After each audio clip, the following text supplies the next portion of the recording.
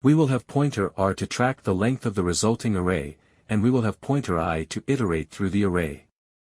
Starting at index 0, we have the current character a.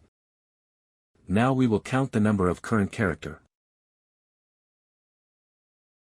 Here we have 2 a characters.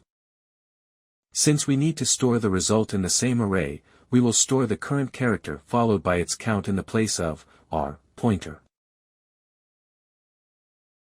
We will do the same for the remaining characters as well. Here, since the character b appears only once, we need not include the number of occurrences in the result.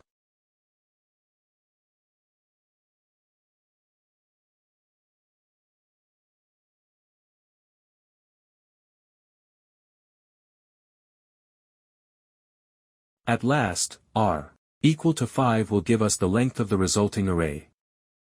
Now let's code the solution. We will have 2 pointer r and I initially set to index 0.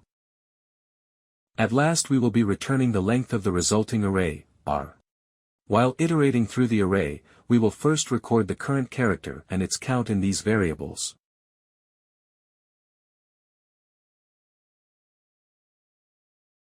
Now we will store the current character to the r pointer.